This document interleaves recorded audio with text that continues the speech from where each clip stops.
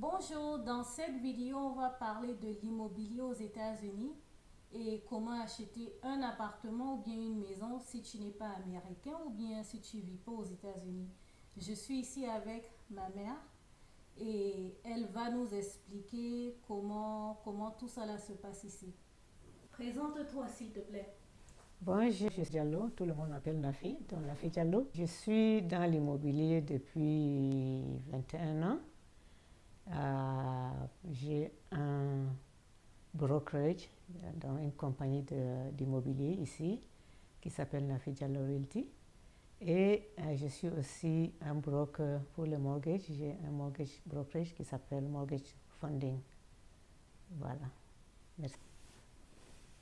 Alors, madame, quels sont les critères pour louer un appartement ou bien acheter une maison aux États-Unis si tu n'es pas américain? Pour louer un appartement, il faut que tu aies tout d'abord une sécurité sociale. Ta carte, c'est des nombres qu'on te donne quand tu viens ici. Tu n'es pas américain, tu es résident, tu vas avoir ta sécurité sociale. Il faut avoir un crédit. Et si tu n'as pas tous les deux et que peut-être que tu viens pour quelque temps, pour un an, et puis tu veux rentrer, tu n'as pas toutes ces histoires-là, donc il faut avoir, tu n'as pas de crédit, tu n'as pas de sécurité sociale, tu n'as pas de travail, donc il faut que quelqu'un d'autre te co-sponsor. C'est-à-dire que tu trouves quelqu'un qui a ça, et vous allez dans les appartements et tu fais l'application et on regarde maintenant ton co-sponsor. Elle est là pour ça et voilà, on te donne l'appartement et tu payes, parfois tu payes un mois ou 2 mois de sécurité, de dépôt, comme on dit. Et pour acheter une maison, comment ça se passe? Donc pour acheter une maison, les critères sont un peu différents. Parce que tu veux acheter une maison que tu résides ici ou non. Si tu es ici, tu as tous les papiers pour être ici, tu as un travail, tu travailles depuis 2 ans, tu payes ton rente depuis 2 ans et tu payes tes taxes depuis 2 ans, donc tu peux acheter une maison. Mais si tu n'as pas tout ça, tu es à l'extérieur du pays. Tout ce que tu dois faire, c'est d'avoir un apport personnel qui sera un peu plus large que ce que tu dois donner ici. Entre 25, 30, 40% de ta maison. Disons, si la maison coûte 100 000 dollars, il faut donner peut-être 25 000, 30 000 ou 40 000 dollars. Et puis, tu fais on te fait une lettre de là où tu travailles et tu peux venir ici prendre un mortgage et acheter une maison ou bien acheter cash. Le plus simple, c'est d'acheter la maison cash, tout simplement. C'est un peu plus facile que de louer un appartement. D'accord. Et est-ce que tu peux nous expliquer c'est quoi un mortgage pour les gens qui ne savent pas c'est quoi un mortgage? Bon, ici aux États-Unis, presque tout le monde qui achète les maisons prennent des mortgages. Le mortgage, c'est un prêt que tu prends auprès des banques qui te donnent un prêt pour acheter une maison et ils te font payer. Généralement, c'est 30 ans, mais tu peux choisir 20 ans, 25 ans, 15 ans, 10 ans, 5 ans. Ça dépend de combien tu veux payer le mois. Donc, on te donne un intérêt. Maintenant, les intérêts sont dans les 6%. Donc, on te donne un intérêt de 6%. Compounded interest, il ne faut pas prendre, oh, je vais acheter 1000 et puis tu fais 6%. Non, c'est compounded interest. So, c'est un peu différent. Donc, voilà, on te donne un intérêt pour 30 ans, 20 ans, 15 ans, 5 ans. Ça dépend de ce que tu veux. Donc voilà le mortgage ici. Donc presque tout le monde qui achète les maisons ici, quand on te dit j'ai acheté la maison, ça veut dire qu'ils ont donné un apport personnel. Quand ils sont ici, c'est des Américains ou bien des green card holders, ils peuvent donner 3%, 3,5%, 5%, 10%, 20%, et puis le reste, la banque les finance. Mais quand tu viens de l'extérieur, ton apport personnel est un peu plus grand que ça. D'accord. Voilà le mortgage. D'accord. Merci pour ça. Bon, j'ai une question pour toi. Mhm. Quand tu achètes une maison ou bien quand tu vends une maison, Mhm. est-ce que le prix de la maison doit être transparent, s'il te plaît? Bon, le prix de la maison est toujours transparent ici. quel que soit ce que tu fais. Si tu, généralement, en 99%, tu prends un agent pour vendre ta maison et l'agent liste la maison, c'est-à-dire met la maison dans des sites et c'est transparent. Chacun qui ouvre ces sites-là publiquement savent que la maison là c'est tel que le vendeur demande. C'est transparent, toujours transparent. Toujours transparent. Et les appartements? Les appartements, pas du tout. Alors, parce que les appartements, il faut que tu ailles dans les appartements au sales office et c'est la seule personne dépendante de ce que tu veux qui va te dire, ok, ça c'est peut-être $1,000 le mois, ça c'est $1,200 le mois. Mais c'est pas bon. Ils ont une liste qu'ils peuvent te donner pour te dire les prix, voilà. Prix. Ça varie de tel et tel prix. D'accord.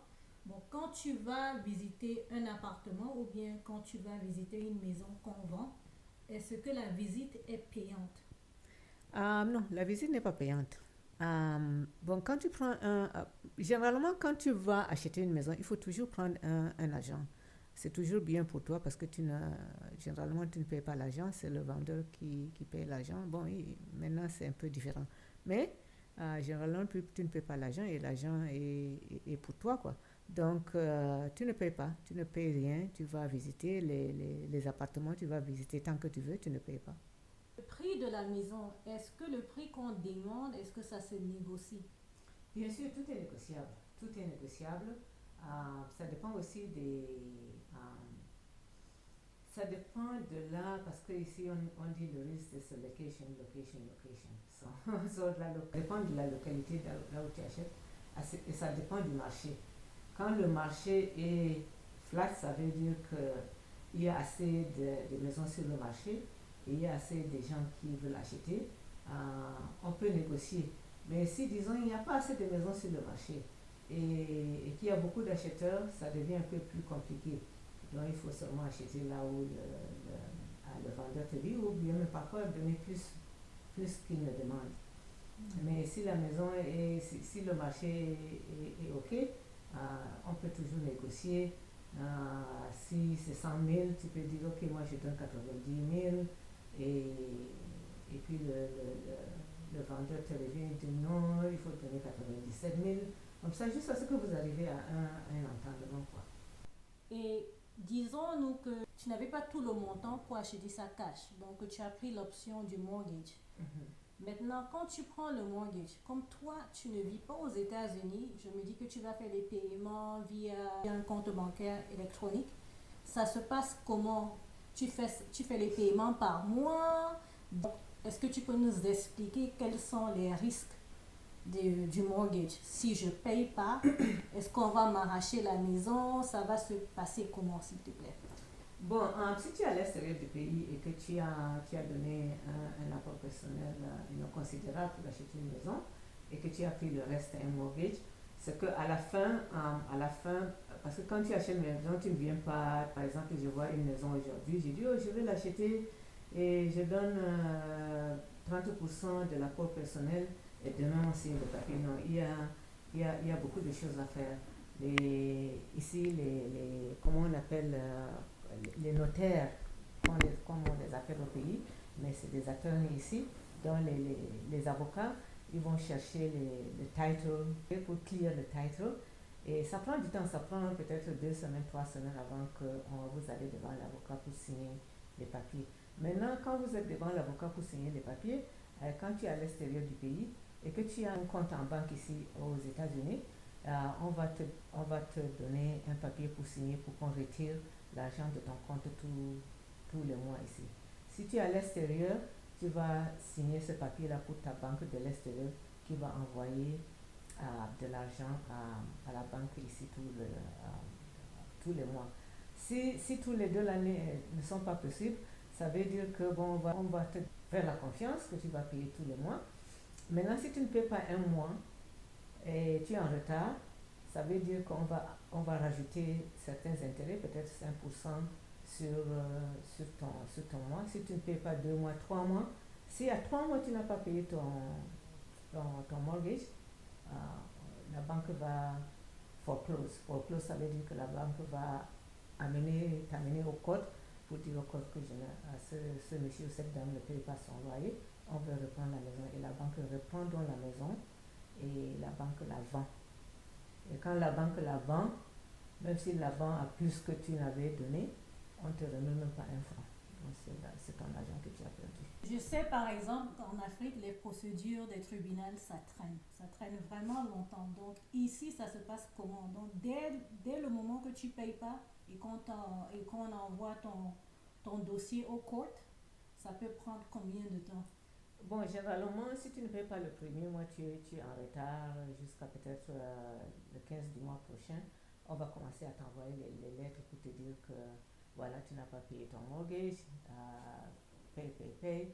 Et c'est 3 mois généralement. Bon, au code, ça dépend de code. Ça dépend des counties. Donc, il y a des counties qui sont vite faits, 2 mois, 3 mois, ta maison est foreclose. Il y a des counties qui sont peut-être 6 mois, parfois ça peut prendre un peu plus. Mais ça ne veut pas dire que tu seras dans la maison. Si tu viens, si entre le temps où la banque t'a amené au code et le temps de foreclose sur ta maison, tu viens ou bien tu as de l'argent que tu vas payer, tu dis à la banque arrêtez tout ça, je veux payer, tu payes et ils arrêtent. Voilà. Mais si tu viens, ils vont foreclose et ils vont reprendre la maison parce que c'est leur argent qu'ils t'ont donné.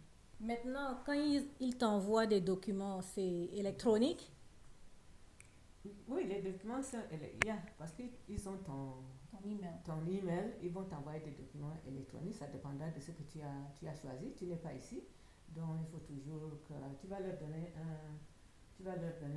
quel que soit le cas, ils vont te demander une adresse ici, mais ils auront aussi ton email. Et quand tu es à l'extérieur, c'est mieux de choisir de communiquer par email. Parce que les mails, on ne sait pas quand ça vient, est-ce que la personne va voir. Ils vont t'appeler aussi. Quel que soit le cas, ils vont t'appeler, ils vont t'envoyer des textes, ils vont t'envoyer des emails. Ils vont t'appeler sur ton numéro international. Là. Non, pas sur ton numéro. Donc tu dois avoir un numéro américain. Si tu as un numéro américain, ils vont te tester. Ils vont maintenant, quand tout est WhatsApp et tout ça, les gens ont les numéros américains, ils vivent à l'extérieur. Ils peuvent t'appeler sur ça, ils peuvent te tester, ils vont te tester, ils vont t'appeler, ils vont t'envoyer des courriers. Okay. Donc c'est plus les SMS et des courriers électroniques. Ok. Voilà. Bon, maintenant les maisons ici, parce que j'ai vu des maisons, quand tu entres dans les maisons là, ça vient avec la machine à laver, ça vient avec une cuisinière, ça vient avec un frigo. Est-ce que toutes les maisons viennent avec ces appliances ou bien c'est pas le cas, c'est toi qui vas devoir mettre tout ça là-dedans? Bon, ici en Géorgie, tu ne peux pas vendre une maison sans la cuisinière, sans la machine à laver des assiettes et sans le AC qui est le climatiseur et le chauffage. Bon, AC, chauffage non, parce qu'il fait un beau temps ici. Ouais. Donc ici en Géorgie, c'est ça. Les trois là sont obligatoires, il faut les avoir. Maintenant, la machine à laver les habits et à sécher les habits, c'est pas obligatoire, tu peux ne pas mettre. Le frigo, tu peux ne pas mettre. Mais généralement, les gens mettent pour attirer beaucoup plus la clientèle, ils te laissent tous les appliances, comme on les appelle ici. Donc, pour plus attirer le client et pour la compétition, parce que tu peux trouver une maison qui est ici en vente, et puis en face une autre maison en vente. Et les clients, ils vont regarder quelle est celle qui a la meilleure peinture, le meilleur sol, quelle est celle qui va laisser les appliances, comme le washer dryer ou le réfrigérateur. D'accord. Donc, juste pour me rendre sûr que je t'ai bien compris, quand tu vends une maison ici, ce qui est obligatoire, c'est la climatisation, le frigo, la cuisinière et la machine pour laver les assiettes. Bien. Donc, c'est les trois. C'est toi là doit venir avec la maison. Ok. Bon, maintenant, quand tu achètes une maison, qu'est-ce qui n'est pas permis? Je ne sais pas si tu comprends la question. Bon, qu'est-ce qui n'est pas permis? Ça dépend. Tu ne vas pas aller acheter une maison dans une subdivision, peut-être que là où les maisons coûtent peut-être 400 000 et toi tu vas acheter la maison à 600 000, sauf si tu veux acheter la maison liquidité. En liquide, ça c'est ton problème. Mais si tu veux faire un mortgage, et que tu vas acheter, disons, je reprends toujours le même exemple, tu vas acheter une maison de 100 000 et que pendant qu'on fait le processus de, on dit, de closing, donc la banque va envoyer quelqu'un qui s'appelle un appraiseur qui va aller évaluer la maison. S'il va évaluer la maison et trouve que la maison, ça ne vaut pas plus de 80 000, donc la banque va refuser. La banque va dire non, on ne va pas mettre notre argent sur une maison qui ne coûte pas ce que vous vendez. Ça, c'est numéro un. Numéro deux, si tu prends les... Bon, quand tu es étranger, tu ne peux pas prendre de government back loans, c'est-à-dire des loans, des mortgages qui sont assurés par le gouvernement, comme FHA, VA, USDA, qui sont les trois loans de... FHA, c'est pour tout le monde qui fait un peu moins d'argent, qui n'a pas un très bon crédit. Donc, VA, c'est pour les vétérans, les gens qui sont allés à l'armée. Et USDA, c'est pour les maisons qui sont dans les... un peu dans les villages, quoi. Et voilà, donc si tu ne fais pas... si tu n'es pas américain ou green card holder, tu ne peux pas avoir ces trois-là. Mais tu peux avoir conventional. So, un conventional, si par exemple, quand tu achètes une maison, il faut absolument faire une inspection sur la maison. Si tu fais l'inspection sur ta maison et qu'on trouve que par exemple ton climatiseur ne marche pas et que le vendeur ne veut pas remplacer le climatiseur, ou bien on trouve que tu n'as pas, ou bien le toit est gâté et le vendeur ne veut pas réparer le toit, ça c'est des trucs, ou bien la fenêtre. S'il y a des trucs qui ne marchent pas dans la maison, la banque peut refuser et toi-même tu dois refuser, sauf si tu as assez d'argent pour réparer ça. Mais si tu vas avec une banque, généralement les banques refusent quand il y a de très grands trucs à faire, ou bien la fondation. Les plus grands trucs, c'est la fondation. Si la fondation n'est pas solide, tu vas pas pouvoir vendre. Banques, là, tu ne vas pas pouvoir vendre quand tu vends la maison. Absolument. D'accord. Ok. Bon, aussi, bon, je sais qu'aux États-Unis, ils ont beaucoup de procédures concernant les assurances. Quand tu achètes une maison, est-ce que c'est obligatoire de prendre une assurance? Oui, obligatoire. Ok. Obligatoire de prendre une assurance maison, et dépendant des États où tu es, par exemple, si tu es en Californie ou en Floride, et tu es aussi obligé d'avoir une assurance pour le flood. Flood, c'est quand il y a beaucoup d'eau, de pluie. Voilà, donc tu es obligé. Mais ici, en Géorgie, il y a des zones qu'il faut prendre les flood insurance, mais généralement, tu dois prendre une assurance pour ta maison. Si tu ne prends pas une assurance, la banque ne va pas te donner de l'argent, ou la banque va t'imposer une assurance qui est plus chère, qui va être plus chère que celle que ce que toi-même tu vas aller chercher. Wow. Yeah, c'est obligatoire. Wow. Est-ce que c'est juste une assurance ou bien il y a plusieurs assurances? C'est une assurance. Il y a l'assurance de la maison. D'accord. Et bon, il y a le MI, PMI, Mortgage Insurance, PMI si tu veux, FHA. Donc, Mortgage Insurance, c'est quand tu achètes une maison et que tu ne donnes pas un apport tu donnes un apport de moins de 20%. Donc, obligatoirement, la banque te met un Mortgage Insurance. Donc, si jamais tu défaultes sur ta maison, le Mortgage Insurance paye la banque son argent, mais la banque va toujours reprendre ta maison. Yeah. D'accord. Yeah. Bon, je sais aussi qu'ici, quand tu achètes une maison, il y a des associations qui s'appellent HOA, qui veut dire Homeowner Association. Donc, c'est quoi Homeowner Association? Ça se passe comment quand toi, tu vas acheter la maison? Qu'est-ce qu'ils font pour le quartier, le Homeowner Association? Est-ce que ce sont des policiers qui te disent que ça, c'est la règle? Si tu ne suis pas cette règle, tu vas aller en prison. Ça se passe comment en fait avec le Homeowner Association? Bon, Homeowner Association, c'est une association des gens qui ont acheté une maison dans une subdivision. Une subdivision, c'est comme on dit un camp, je sais pas, il y a des camps et puis les gens achètent des maisons dans ce camp-là. Donc, ils se retrouvent, ils font une association. Donc une association pour maintenir la valeur de ces maisons-là. Donc il y a certaines choses que dès que tu achètes, on te donne les bylaws. Dans tous les bylaws, ça veut dire combien tu dois payer pour le Home Owner Association tous les mois. C'est eux qui généralement maintiennent les routes dans les subdivisions. C'est eux qui envoient, si c'est des townhomes, ils maintiennent les toits. Et quand tu achètes une maison qui a un HOA, tu ne peux pas aller, par exemple, peindre ta maison violet. Ils vont te dire que voici les peintures qui sont permises ici. Ouais. Tu ne vas pas garer une voiture, la réparer dehors sur ton driveway. C'est interdit.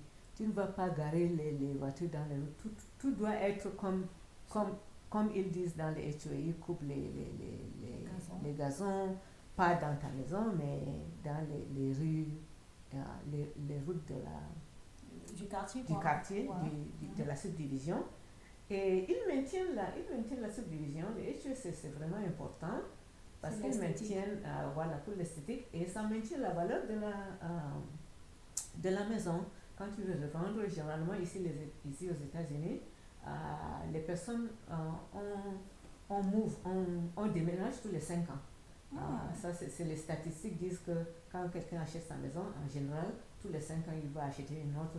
Il va plus haut ou il va plus bas, dépendant de ce qu'il veut. Donc, ils maintiennent parce que tu sais que tu vas vendre la maison un de ces jours. Donc, le HOA est là pour maintenir la maison. Et si tu ne payes pas, donc les HOA, ils ont des tas.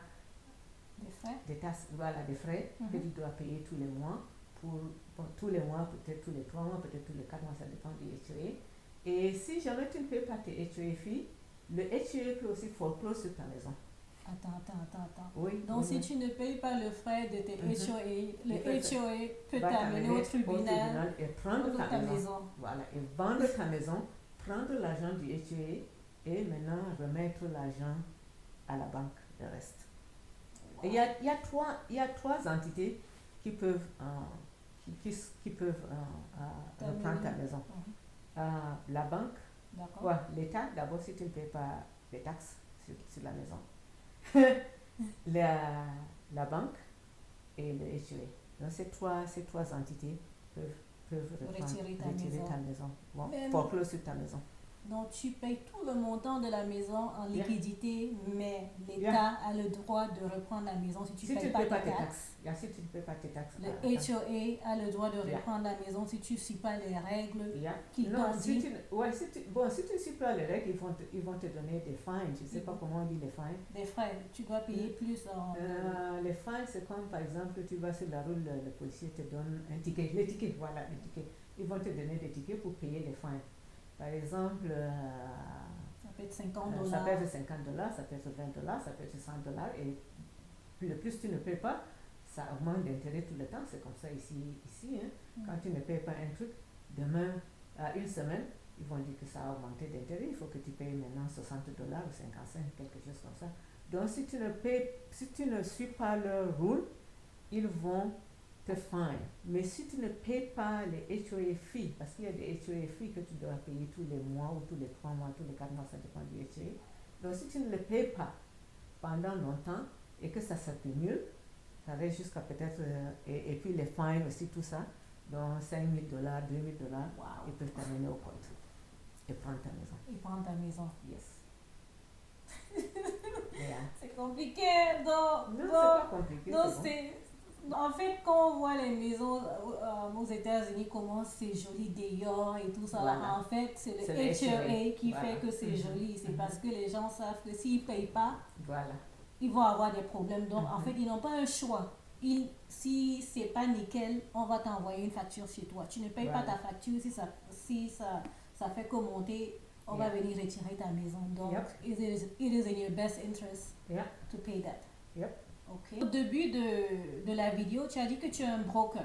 Donc, en fait, le broker, c'est la personne qui est au milieu entre le gouvernement et la banque. C'est toi qui mène la procédure de l'achat. Et c'est aussi toi, comme la personne, si la personne n'est pas aux États-Unis, c'est toi qui vas suivre la maison pour se rendre sûr que les problèmes de HOA se passent bien, si jamais il veut louer sa maison et tout ça là-dessus. Non, Est-ce que c'est bon. ça un broker? Un broker, ça veut dire que tu es manager, tu es Ok. seulement le manager. Tu es C'est l'account ça. manager. Non, tu es le manager, c'est-à-dire, D'accord. par exemple, real estate et le mortgage, c'est des particuliers qui ont ça. Donc ça veut dire que j'ai ma propre société. I own my own company. Et maintenant, quand tu es broker, c'est toi qui manages tout ça. Tu peux recruter les agents, tu peux, c'est toi il faut que tu sois compliance avec l'État et tout ça. Tu es le manager, tu es le owner, tu es le manager, c'est ça le broker. Et c'est la même chose au mortgage aussi. Le broker, c'est celui qui a la compagnie, celui qui recrute, celui qui C'est qui l'entreprise. fait